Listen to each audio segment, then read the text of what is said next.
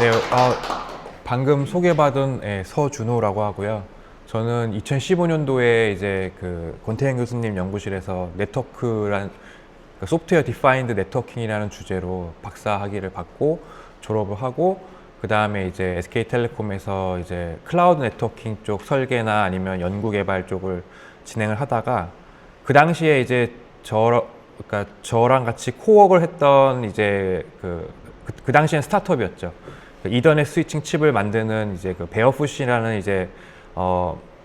회사랑 같이 많은 일을 했었는데 그쪽에서 이제 약간 제가 하고 있던 웍이랑 그쪽에서 하려고 하는 방향 그 연구 방향이랑 뭔가 이제 온라인이 맞다 보니까 그 당시에 이제 한 몇 년 뒤에 이제 SKT에서 몇 년 일하다가 몇 년 뒤에 이제 그쪽에서 이제 잡 오퍼가 와가지고 이제 우연찮게 이제 예, 베어풋 네트워크에 이제 조인을 하게 되었고요. 또 일을 하다 보니까 또 그 회사가 또 인텔에 또 조인이 돼가지고 인텔에 이퀴지션이 돼가지고 또 우연찮게 또 인텔에서 이제 인텔 안에서 이제 AI 클라우드 서비스를 또 계속 개발을 해가지고 이제 뭐 가상화 네트워크라든가 아니면 이제 저희 인텔 안에는 이제 뭐 지온뿐만이 아니라 뭐 GPU나 아니면 가우디 같은 그런 엑셀러레이션 하는 이제 그런 클러스터가 있는데 그쪽에 이제 그 클러스터들을 이제 엮기 위해서는 RDMA 네트워크라는 게 있었습니다. 그 RDMA 네트워크에 대해서 이제 뭐 튜닝을 한다던가 아니면 거기서 프로토콜을 개발을 한다던가 뭐 이런 웍을 했었고 그 웍을 하는 중간에 이제 뭐 프로그래머블 뭐 스위칭 칩이라 이더넷 스위칭 칩이라든가 아니면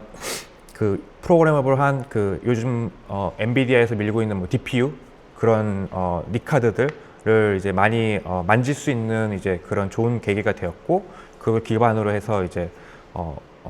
네트워킹 스택을 하드웨어서부터 소프트웨어 스택까지 다 옵티마이제이션 한 경험이 있습니다. 그래서 오늘 이제 제가 김진수 교수님께서 이제 저번에 이제 어떤 업체에서 이제 만나서 그때 프레젠테이션을 했었는데 사실 그 내용은 아니에요. 예, 거기서 조금 더 어떻게 최근 트렌드랑 맞출까. 그러니까 그 당시 그 전의 내용은 이제 NVMe over TCP에 관한 내용이었는데 사실 NVMe over TCP는 이제 레가시 쪽 스토리지 네트워크에서 많이 쓰이는 부분이고 최근 이제 AI 뭐 트레이닝이나 인퍼런스 쪽에서는 이제 NVMe over RDMA 쪽으로 많이 가거든요. 또 요즘에는 또 트렌드가 이제 컴퓨 파워가 이제 컴퓨팅 헤게모니가 이제 CPU에서 이제 GPU로 넘어가다 보니까 이제 그러니까 이 데이터를 이제 불러오는 데 있어서 CPU를 통해서 받는 게 아니라 바로 이제 GPU가 바로 이제 데이터를 요청을 해가지고 바로 끌고 와가지고 이제 트레이닝이나 인퍼런스를 하는 형식으로 트렌드가 바뀌고 있어가지고 내용을 조금 더 이제 이렇게 그쪽으로 포커싱을 맞춰가지고 이제 하게 됐고요. 그래서 이제 하다 보니까 이제 제가 했던 분야가 이제 AI 그러니까 RDMA 니카드 쪽인데 이제 그쪽에 어떻게 아키텍처가 변하는지에 대해서 좀 설명을 최근 트렌드를 좀 설명을 드리고자 발표 자료를 이렇게 준비를 하였고 네, 제목은 조금 약간 이제 어그로성이 좀 있는데 이제 저는 이제 보통은 이제 뭐 DPU나 아니면 뭐 RDMA 닉 이렇게 부르는데 저는 조금 더 과감하게 이제 AI 향으로 AI 니카드라는 이제 이름을 붙여가지고 제목을 지어봤습니다. 그래서 이제 방금 말씀드린 것과 같이 이제 한 10년 동안 지금까지 10년 졸업하고 10년 동안 이제 소프트웨어 디파인 네트워킹이라는 주제와 데이터 센터 네트워킹이라는 주제로 계속 한 인더스트리에 계속 있었고 여기 어떻게 보면 저의 그 커리어를 잘 설명할 수 있는 그림이 이제 오른쪽 그림과 같습니다. 그래서 이제 이 그림 같은 경우에는 현재 이제 AI 팩토리라고 많이 부르는데 그 팩토리 안에 이제 네트워킹 구성이 어떻게 되어 있는지에 대해서 이제 잘 나타내주는 그림이고요. 이제 가운데 보시면 이제 그 서버들이 뭐 GPU 서버라든가 아니면 저희 예전에 인텔에 있었을 때는 이제 가우디 클러스터나 GPU 클러스터가 있었는데 그 가운데 이제 서버 레이어가 있고 그 위쪽으로는 이제 고객들이 이제 이 서버에 이 GPU 서버에 접근할 수 있는 프론트엔드 네트워크, 주로 이제 이더넷, 일반적인 이제 레가시 이더넷으로 이제 구성이 되어 있고요. 그리고 밑에 이 서버 하단 쪽에는 이제 고속으로 이제 뭐 트레이닝 데이터나 아니면 인퍼런스 데이터들이 왔다 갔다 해야 되기 때문에 이제 RDMA나 아니면 인피니밴드로 구성되어 있는 이제 백엔드 네트워크로 이제 구성이 되어 있습니다. 그래서 이제 저 같은 경우는 이제 이 프론트엔드 네트워크랑 백엔드 네트워크 둘 다 이제 경험을 했었고, 프론트엔드 네트워크에서는 이제 주로 이제 L2, L3 스위칭 장비에 들어가는 네트워킹 오퍼레이팅 시스템을 이제 주로 개발했었고, 그래서 거기 위해서 여러 이제 뭐 라우팅 프로토콜이라든가 이런 것들을 개발을 해서 이제 고객들, 그러니까 베어풋의 고객들한테 이제 하이퍼스케일러들한테 제공했었고요. 또 이제 여기에는 또 이제 고객들이 이제 요구사항 중에 하나가 이 네트워크를 이제 가상화해서 이제 테넌트 형식으로 이제 접근을 해야 되기 때문에, 그래서 이제 저희는 이제 인텔의 이제 IPU라는 솔루션을 활용을 해가지고 그 네트워킹 버추얼라이제이션 솔루션도 개발을 해서 이제 인텔 AI 클라우드에다가 적용한 경험이 있습니다. 예. 그리고 이제 두 번째 여기 백엔드 네트워크는 주로 이제 RDMA 그러니까 인피니밴드 아니면 그 RDMA 오버 이더넷을 쓰는데, 이제 이쪽에서 이제 주로 한 웍은 이제 RDMA를 이제 동작시키기 위해서는 이 패브릭에서 이제 여러 가지 이제 파라미터들이 있는데, 그 파라미터들을 이제 고객의 이제 워크로드를 이제 모델링 해가지고 시뮬레이터를 통해 가지고 이제 파라미터들을 도출해낸 다음에 그것을 이제 옵티마이제이션, 그러니까 적용하는 그런 역할을 하였습니다. 그래서 이제 오늘 말씀드릴 주제는 이제 최근에 이제 AI 시스템 퍼포먼스 엔지니어링이라는 이제 그런 그 롤이 있는데요. 그래서 이 롤은 뭐냐면 이제 AI 트레이닝이나 AI 그 인퍼런스 모델을 돌리는 이제 그 하드웨어나 소프트웨어를 모든 그 하드웨어와 소프트웨어를 엔드 투 엔드로 다 옵티마이제이션 하는 롤이라고 보시면 될 것 같습니다. 그래서 뭐 예를 들면 이제 뭐 파이토치에 있는 모델을 이제 설계를 한다던가, 또 그 안에서 그 컴퓨테이션을 하는 뭐 쿠다 커널 같은 것들을 옵티마이제이션 한다던가, 아니면 그 밑에 이제 그 뭐 GPU 간에 이제 커뮤니케이션을 하는 그 NCCA, 그러니까 니클이라는 그런 컬렉티브 라이브러리 같은 것들을 소프트웨어로 옵티마이제이션 한다던가, 아니면 직접 하드웨어로 옵티마이제이션 한다던가 하는 그런 롤이고요. 그래서 이제 저 같은 경우는 이제 주로 했던 내용이 이제 네트워크 쪽이고, 이제 마지막으로 이제 인텔에 있을 때 이제 수행했던 리서치가 이제 GPU가 직접 이제 니카드를 이제 핸들링하는 그런 웍을 했었고, 그 위에서 이제 그 RDMA 트랜스포트 레이어를 옵티마이제이션 하는 그런 하드웨어 설계, 그리고 소프트웨어 설계, 그리고 시뮬레이션 그런 것들을 이제 수행을 하였습니다. 그래서 이제 오늘 말씀드릴 주제는 저 마지막으로 했던 그 연구 주제의 연장선상에서 이제 어떻게 이제 컴퓨 파워가 이제 CPU에서 GPU로 넘어가면서 GPU가 직접 어떻게 이제 니카드를 핸들링 해가지고 데이터를 보내는지에 대해서 이제 설명을 드릴 예정이고요. 두 번째로는 이제 제가 수행했던 어떻게 이제 그러면 이제 패브릭 관점에서 이제 그러니까 클러스터 관점에서 어떻게 패브릭을 RDMA 네트워크를 어떻게 옵티마이제이션 하는지, 그래서 제가 경험했던 내용들을 이제 설명을 드리도록 하겠습니다. 네. 그래서 이제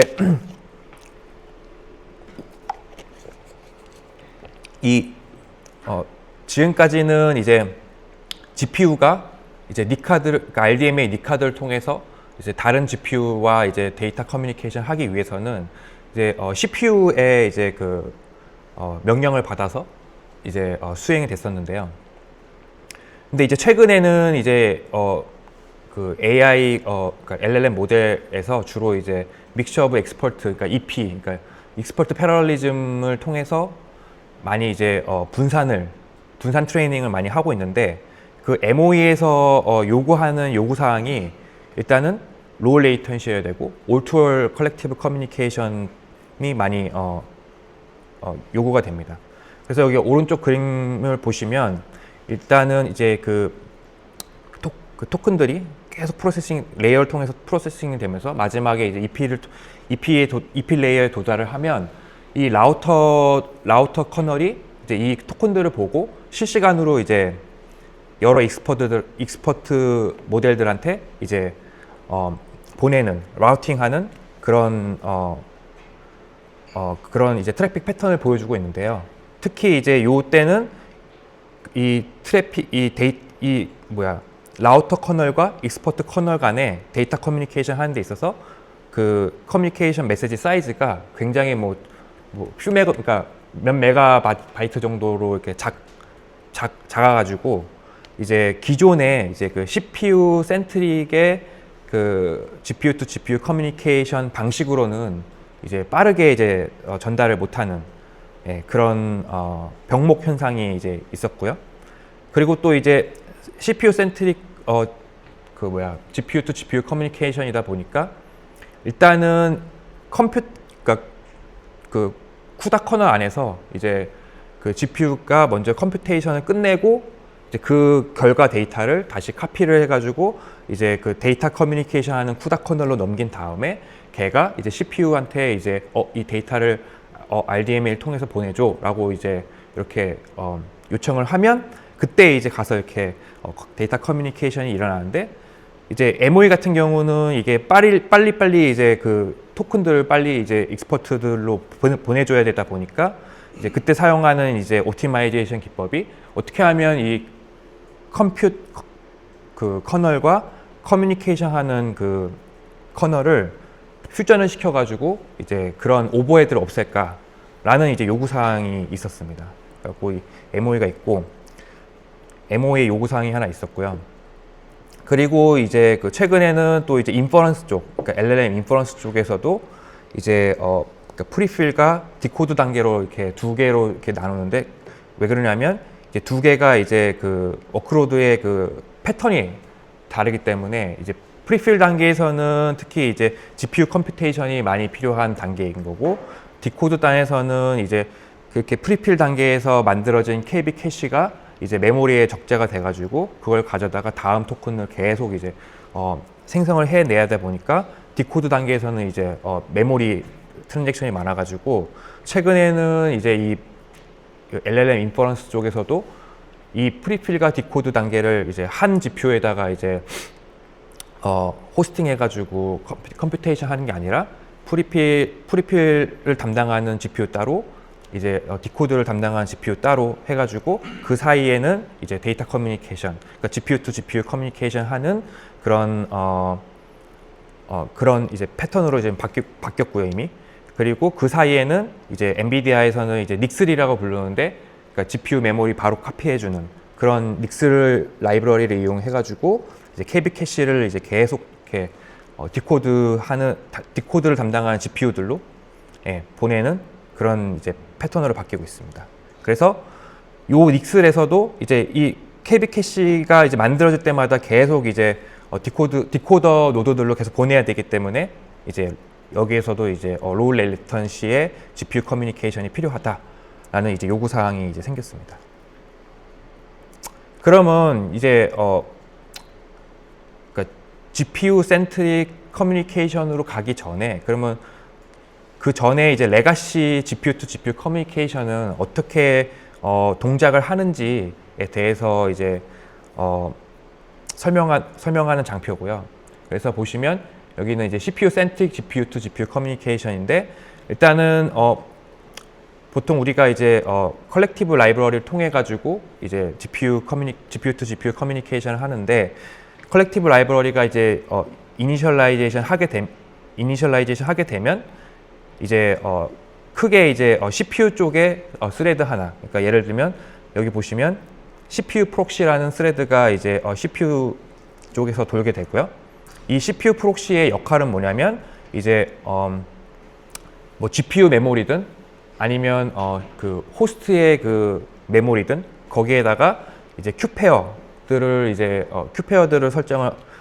큐페어 메모리들을 이제 할당을 하고 그 다음에 이제 계속 이 채널 버퍼에 뭔가 데이터가 있는지 없는지 여부를 계속 폴링하는 역할을 하게 되고요. 만약에 이제 여기 보시면 왼쪽 그림에서 보시면 GPU가 연산이 끝난 다음에 이제 데이터 커뮤니케이션 하기 위해서 그 연산된 데이터를 이제 채널 버퍼 쪽으로 이제 카피를 하고 그 다음에 이제 이 플래그를 딱 플래그에다가 이제 이 데이터 보내줘라고 하면 이제 이 CPU 프록시는 이제 이 RDMA 닉의 그 도어벨을 울려가지고 RDMA 닉 카드는 바로 이제 그 GPU 다이렉트 RDMA 그 기술을 이용해가지고 바로 이제 채널 버퍼에 있는 그러니까 GPU의 이제 그 HBM 메모리에 있는 채널 버퍼에 있는 데이터를 이제 DMA로 끌고 와다가 이제 상대방 GPU로 이제 보내는 역할을 하는 게 이제 CPU 프록시입니다. 그리고 이와 동시에 또 그 리클에서는 이제 이 실제로 그 채널 버퍼를 이제 만들어주는 이제 쿠다 커널을 이제 GPU의 HBM 메모리에다가 여러 인스턴시에이션을 하게 되고요. 그래서 이제 방금 말씀드린 대로 컴퓨테이션이 끝나면 무조건 이 채널 버퍼에다가 이제 데이터를 카피를 한 다음에 이제 그 다음에 GPU 커뮤니케이션이 이루어진다라는 것을 이제 설명하고 있는 그림이라고 보시면 될 것 같습니다. 그래서 이제 이 GPU 다이렉트 RDMA 같은 경우는 일단은 그러니까 캐시 코히런스죠. 그러니까 이 컴퓨 커널이 끝나야지만 데이터가 이제 다 처리가 됐다라고 이제 알기 때문에 이제 그 다음에 이제 채널 버퍼로 카피를 해가지고 결국은 이제 데이터의 컨시스턴시를 이제 개런티를 해준다. 이 커널 바운더리에서 이제 개런티를 해준다라는 거고요. 이렇게 되면 이제 문제가 뭐냐면 일단은 아까 방금 말씀드린 대로 그 데이터의 컨시스턴시를 이제 충족시켜주니까 개런티를 하기 위해서 이게 커널 바운더리 사이에서만 이제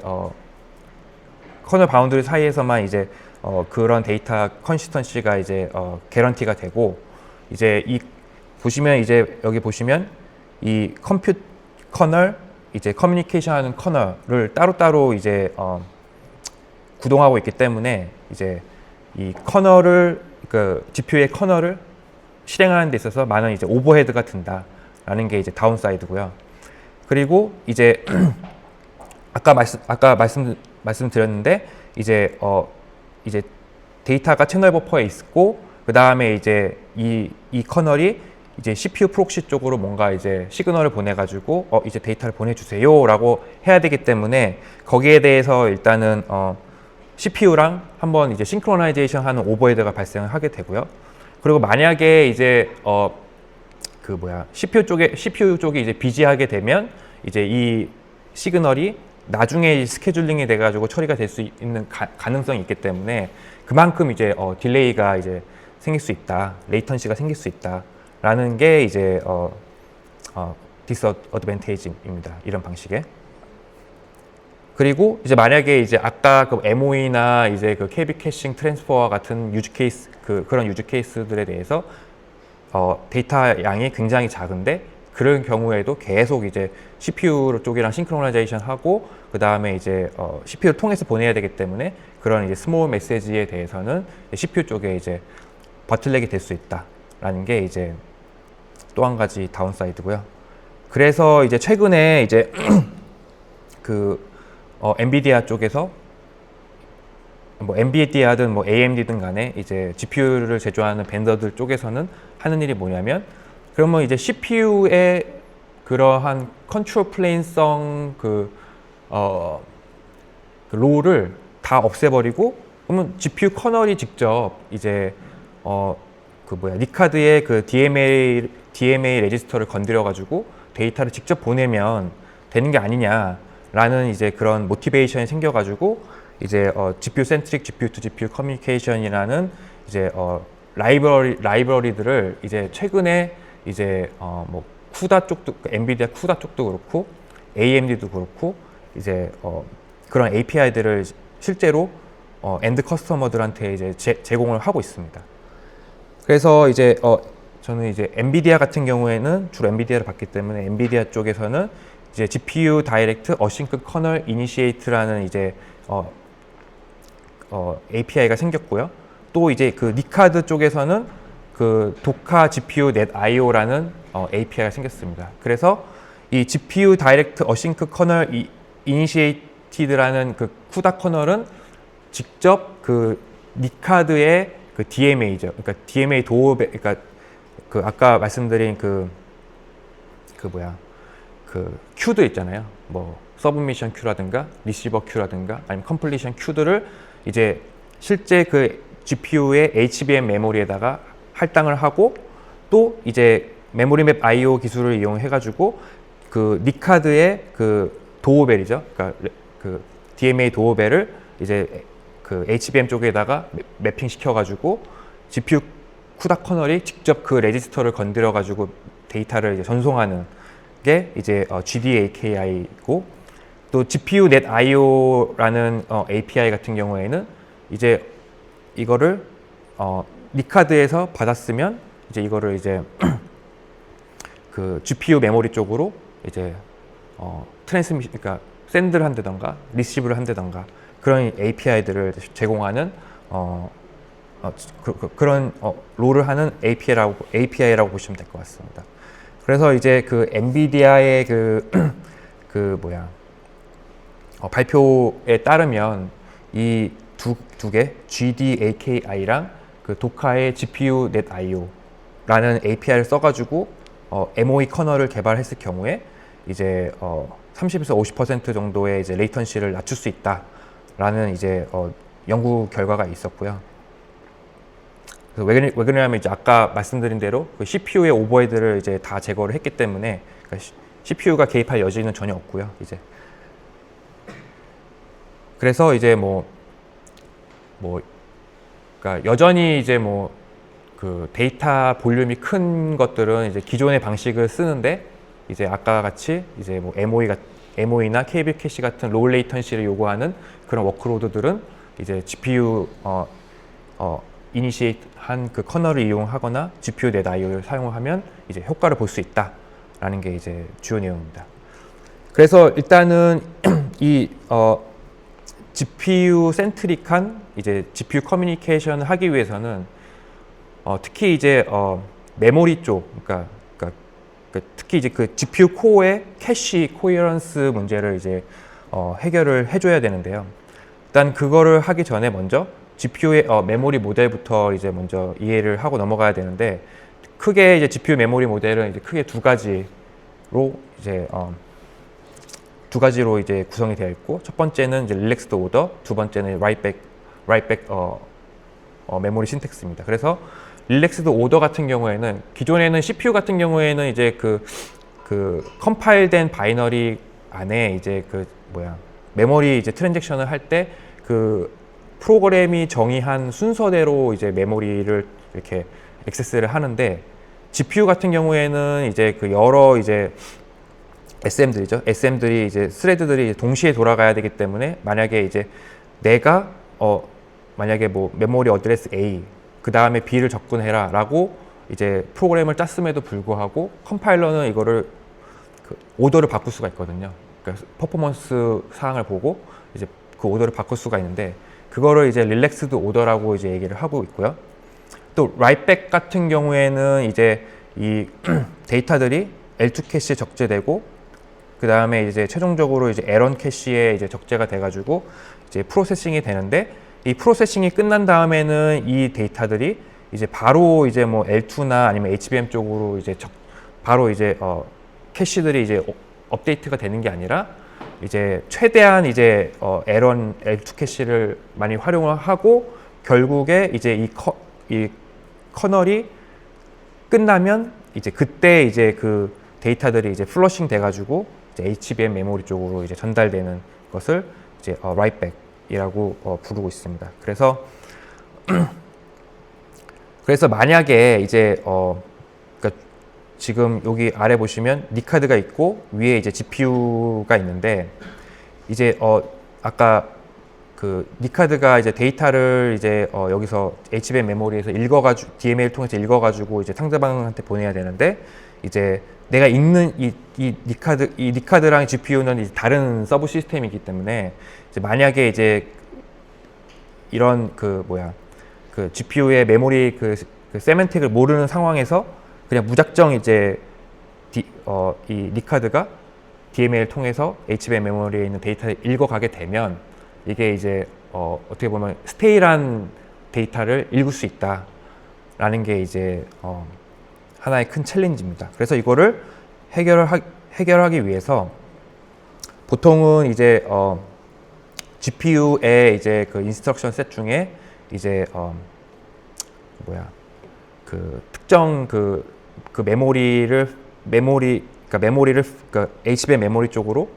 이제 플러싱하는 그런 메커니즘들이 있는데요. 크게 이제 그 스토어 캐시 글로벌이라는 인스트럭션과 이제 스레드 펜스 시스템이라는 이제 인스트럭션이 있습니다. 그래서 이 두 가지의 인스트럭션을 이제 활용을 해가지고 쿠다 커널이 이제 만약에 데이터 커뮤니케이션을 하겠다라고 하면 이제 이 두 가지 메커니즘을 사용해서 쿠다 커널 안에서 데이터가 컴퓨테이션이 끝나면 이제 그 데이터가 L1 캐시에 이제 머무는 게 아니라 바로 L2를 바이패싱 해가지고 이제 HBM 메모리 쪽으로 이제 업데이트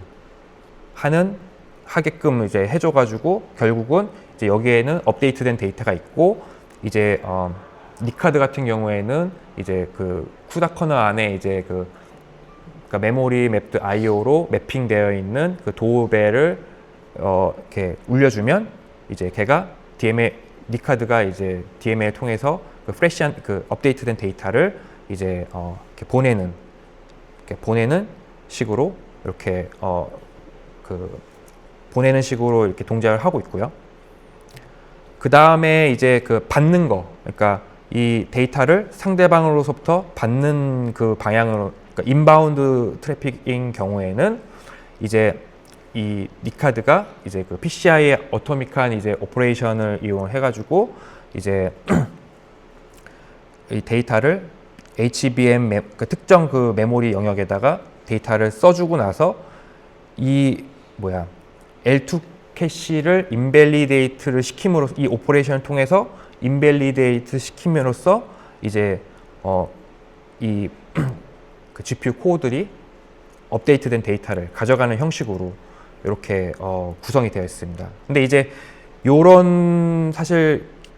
방식들은 이제 원래 기존에는 없던 방식이 아니라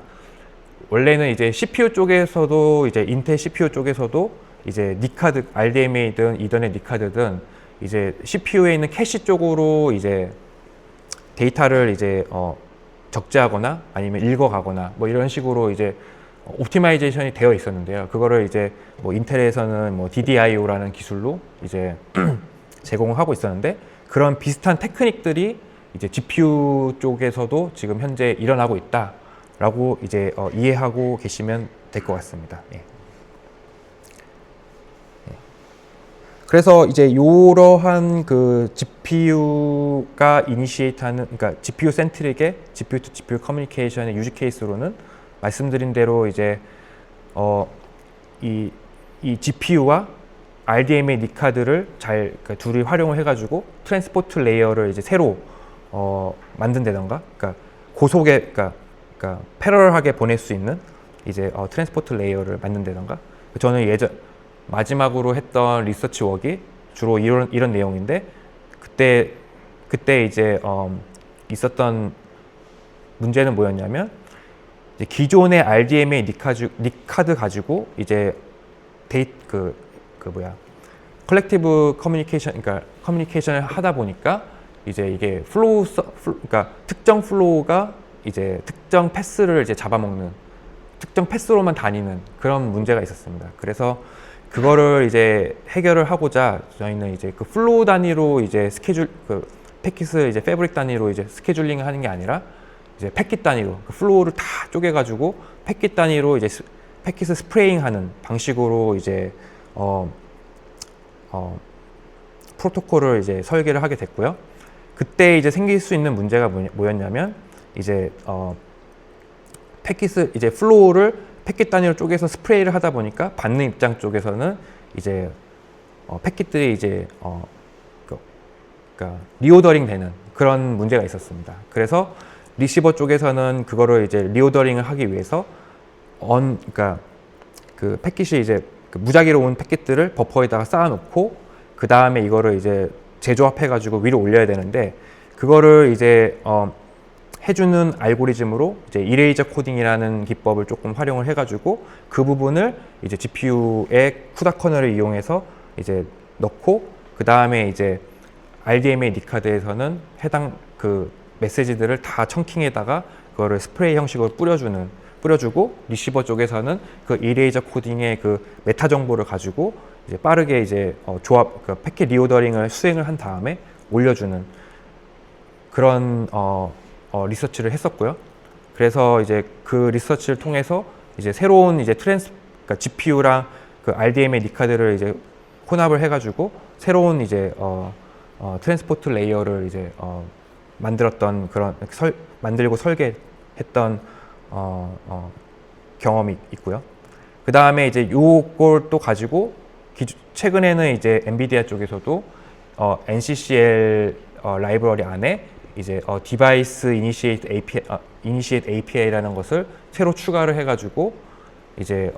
로우 레이턴시의 이제 GPU 커뮤니케이션을 제공하고 또 닉슬에서도 해당 기술을 이용해가지고 이제 빠르게 이제 제공하고 빠르게 이제 GPU to GPU 커뮤니케이션을 하고 있습니다. 그리고 이제 또 이제 LLM 트레이닝을 하다 보면 중간중간에 이제 그 뭐 파라미터라든가 아니면 스테이트라든가 아니면 그런 것들을 이제 그 스토리지 쪽으로 체크포인팅을 한 다음에 그거를 이제 스토리지 쪽으로 이제 저장을 하게 되는데 그때도 이제 이게 CPU를 통해서 하는 게 아니라 바로 이제 GPU가 이 값들을 바로 이제 로컬에 있는 SSD NVMe 카드로 이제 세이브하는 그런 것도 이제 유즈 케이스가 될 수 있겠고요. 또 이제 이것도 겹치긴 하는데 이제 닉슬 같은 경우에는 이제 주로 이제 KB 캐시 트랜스퍼 쪽에 많이 쓰이고 그리고 이제 보면 이제 여기 엔비디아에서 최근에 이제 올해죠. SSD 스토리지를 활용을 해가지고 이제 인퍼런스 콘텍스트 메모리 스토리지 플랫폼이라는 것을 발표를 했는데 그거는 결국은 이제 그 KB 캐시를 이제 오프로딩 해주는 그냥 그런 플랫폼에 이제 이런 기술들이 쓰인다라는 거, 이런 기술들이 쓰이고 있습니다 현재. 결국은 이제 아까 이제 유즈 케이스로 돌아가면 방금 이제 제가 수행했던 그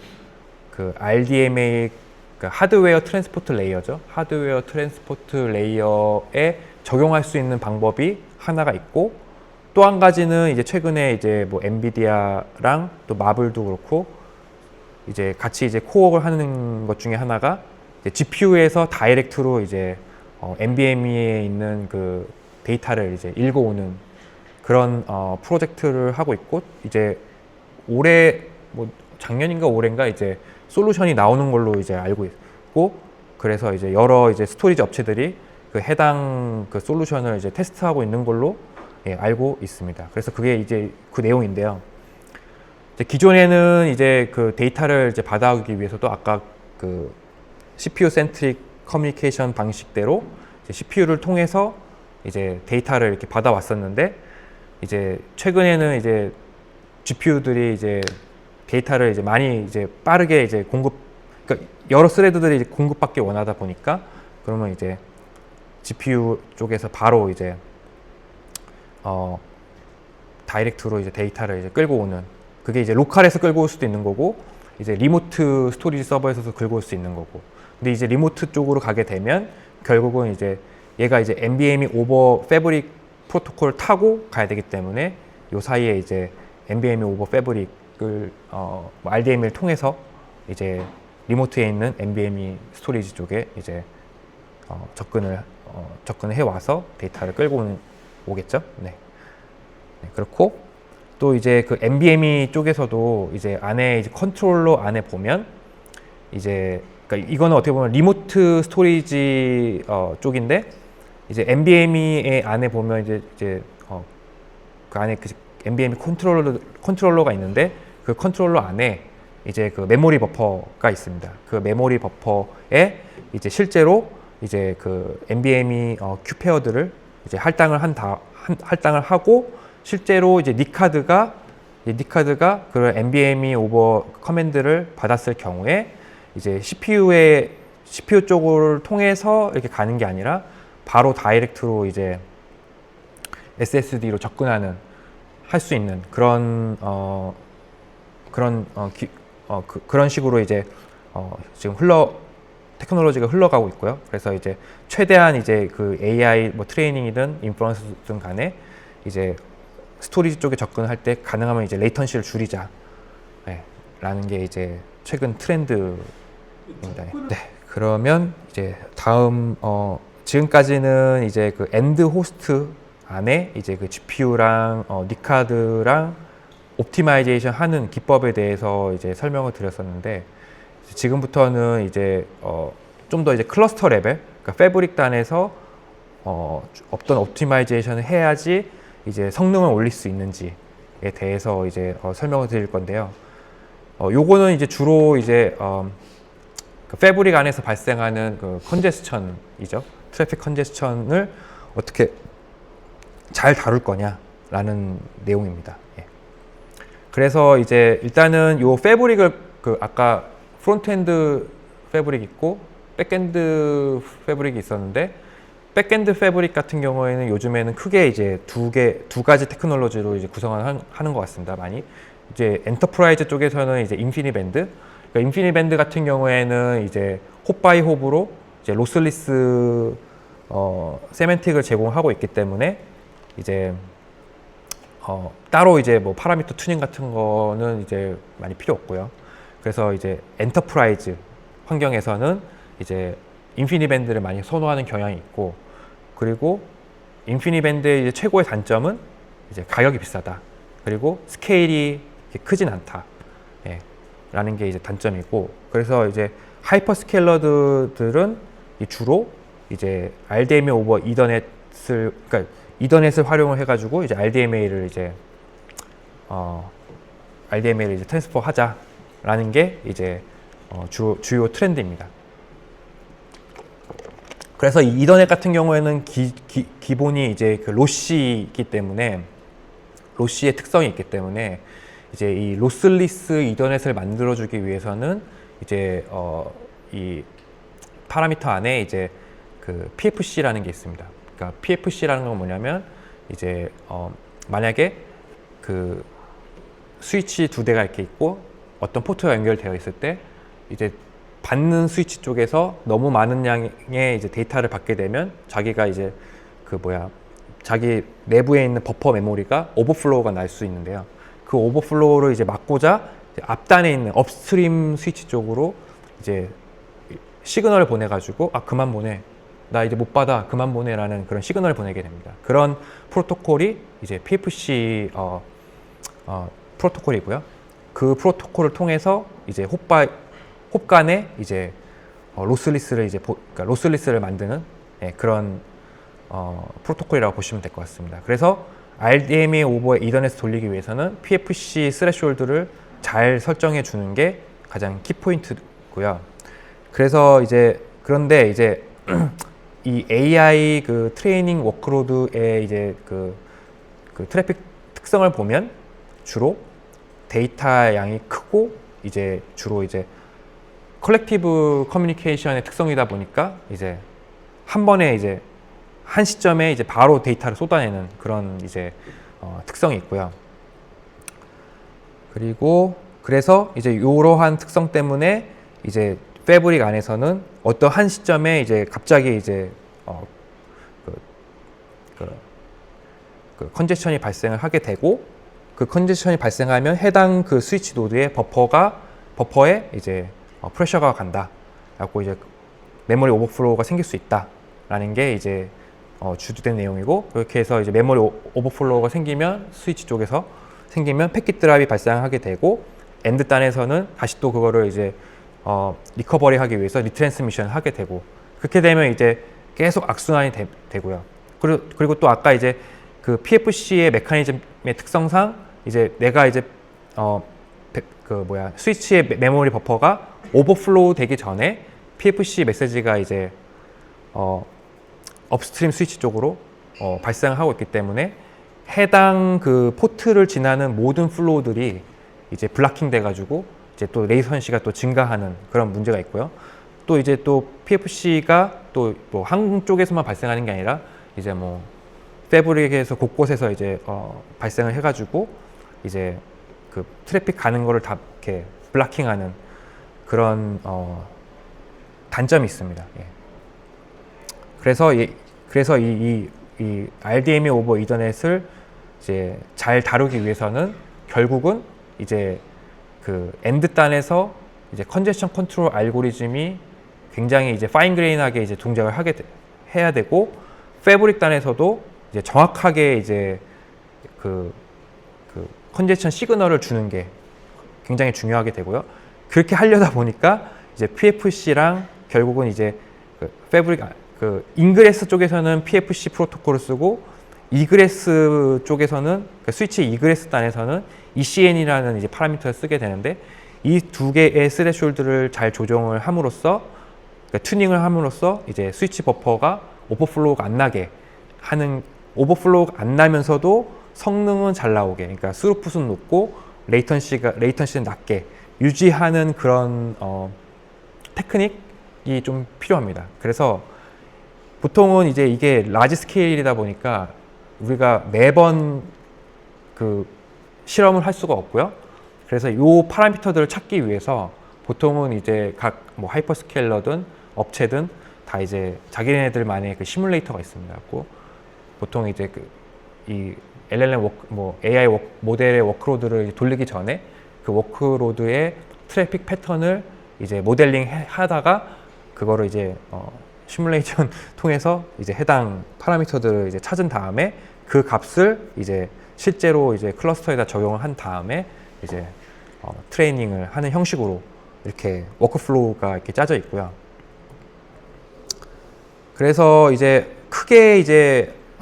이 컨제션 컨트롤하는, 그러니까 엔드 단에서 컨제션 컨트롤하는 알고리즘에는 크게 이제 ECN, 그러니까 벤더에서 제공하는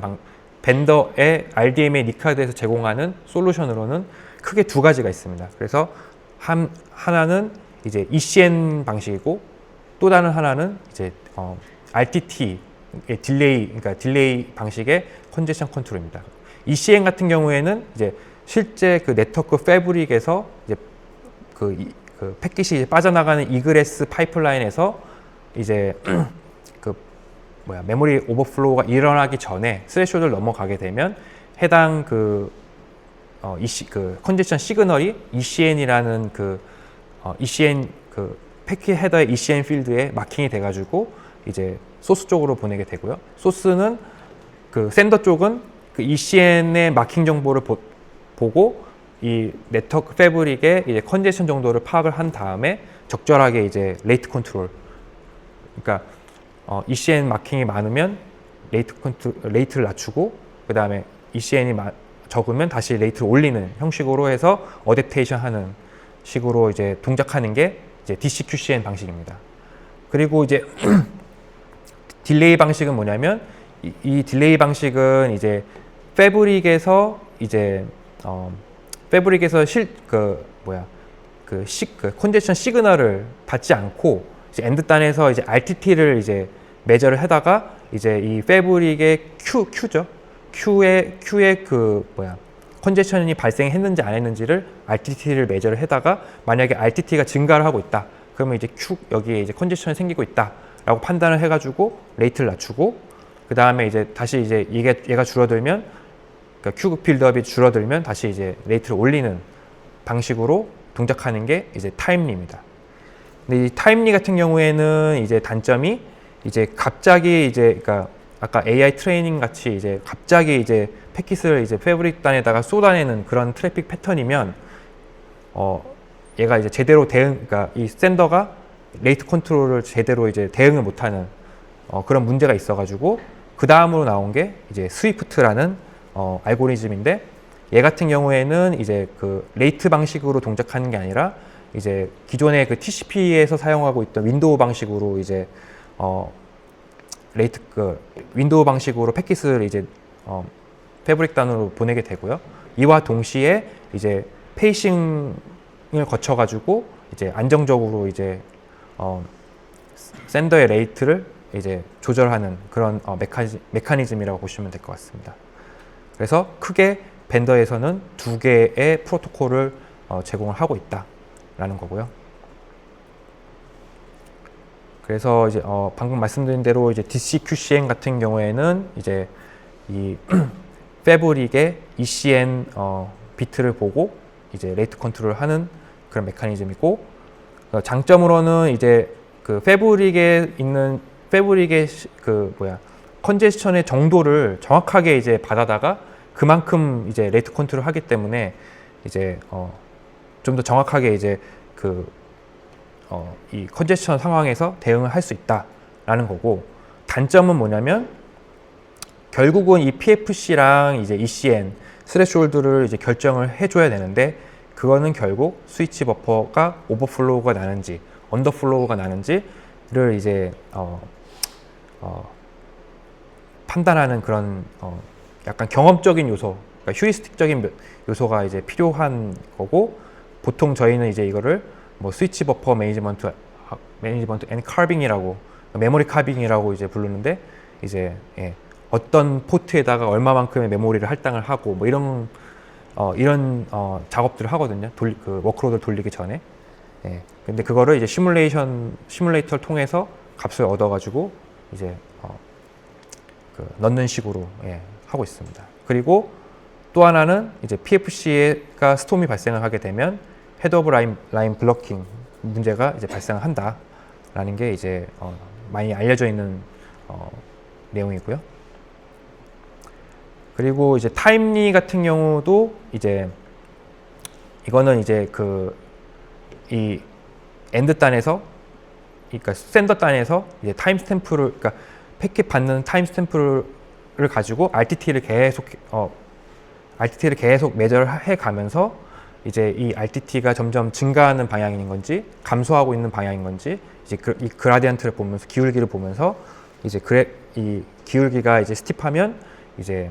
빨리 낮추고, 좀 이렇게 낮으면 좀 덜 낮추고, 뭐 이런 식으로 이제 샌더의 레이스를 이제 조절을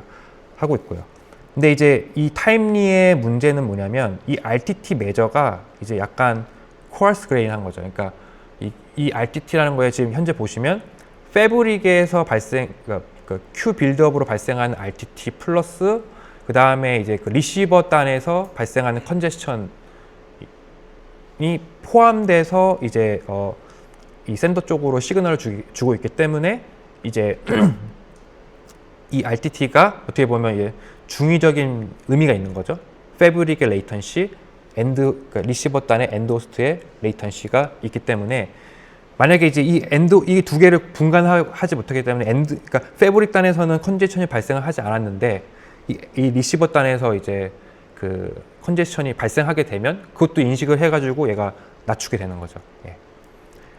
그래서 이제 나온 솔루션이 이제 스위프트라는 이제 알고리즘이고, 이 스위프트 같은 경우에는 이제 패브릭에 있는 RTT뿐만이 아니라 이제 그 엔드 호스트 단의 그 레이턴시도 같이 분리해서 매저를 해가지고 샌더 쪽으로 보내기 때문에 이 둘을 이제 분리해서 이제 대응할 수 있다. 그래서 패브릭 단에서 RTT가 증가하게 되면 이제 정확하게 이제 샌더 단에서 레이트 컨트롤을 할 수 있다라는 게 이제 스위프트 알고리즘입니다. 그래서 최근에는 이제 벤더들이 아까 DCQCN 방식 그리고 스위프트 방식, 이 두 가지를 이제 많이 이제 하드웨어에 담아서 이제 솔루션으로 이제 제공을 하고 있습니다.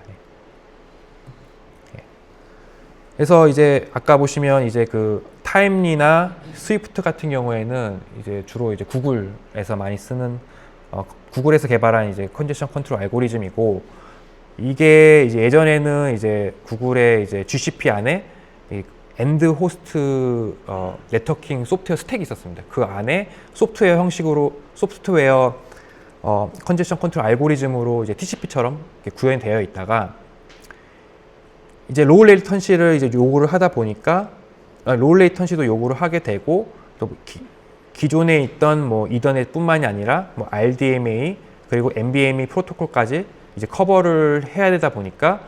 이 해당 레이어를 실제로 이제 그 IPU 하드웨어 에이직 칩에다가 내리는 웍을 이제 2020년서부터 하게 됐고요. 그 다음에 이제 한 2, 3년 후에 상용 그 GCP망에 적용된 걸로 알고 있습니다. 그래서 그게 이제 최근에 이제 논문으로 이제 나온 상태인 거고, 그게 이제 팔콘이라는 이름으로 지금 페이퍼가 퍼블리시가 됐습니다. 그래서 이 팔콘 같은 경우에는 아까는 이제 그 RDMA 오버 이더넷을 위해서 무조건 이더넷은 이제 로스리스를 이제 가정을 하고 있었는데,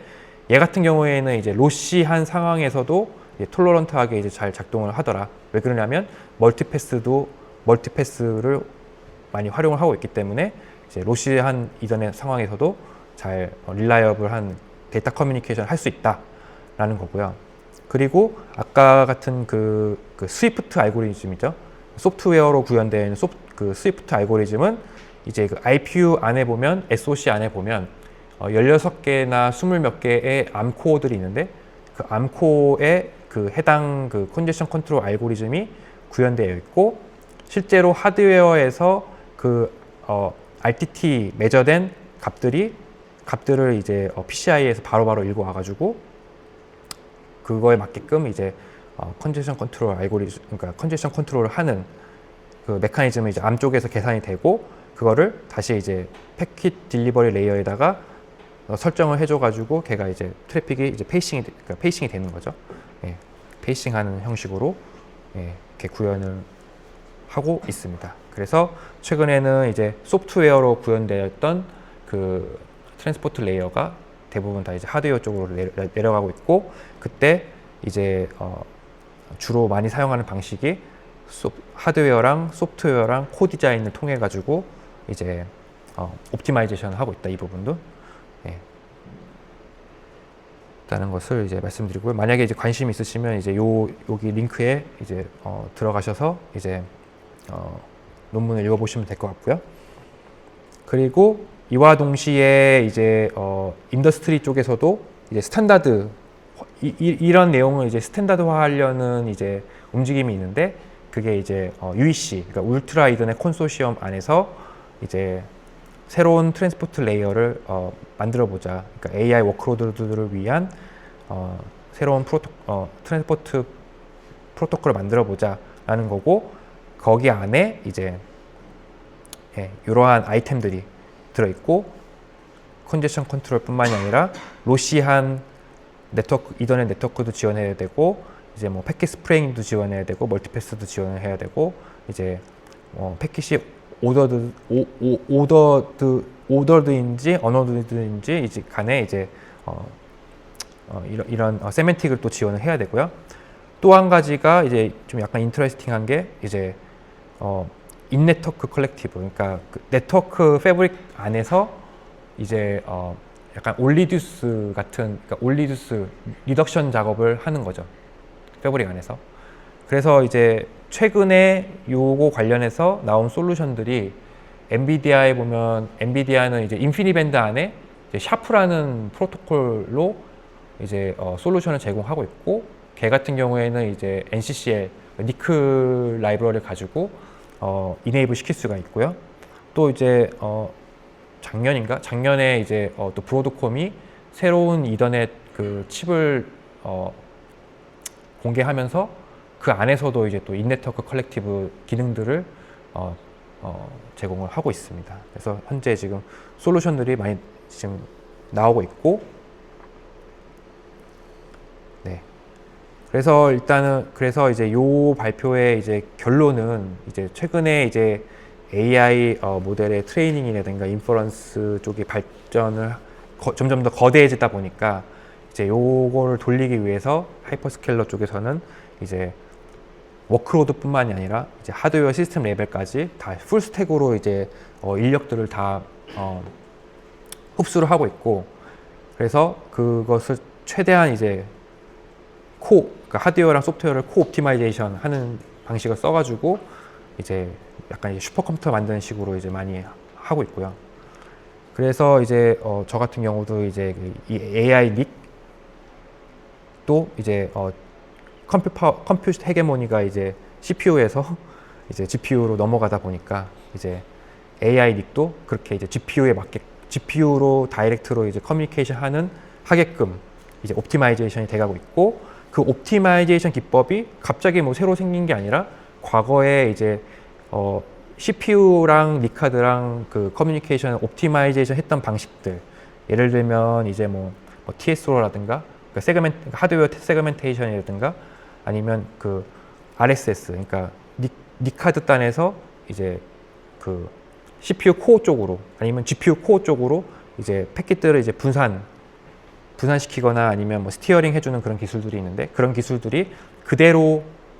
여기에도 적용이 되고 있다. 그리고 그 트랜스포터 레이어도 지금 소프트웨어 쪽에서 하드웨어 닉카드 단으로 좀 내려오고 있다라는 거고요. 그리고 방금 아까 처음에 말씀드린 대로 이제 그 다이렉트 캐시 액세스라든가 뭐 인텔의 DDIO, 그러니까 CPU의 캐시 쪽으로 바로 이제 데이터를 적재해주는 그런 기술들이, 테크닉들이 그대로 GPU 쪽에서도 일어나고 있다라는 게 이제 이 장표의 결론입니다. 예. 네, 이상입니다. 예.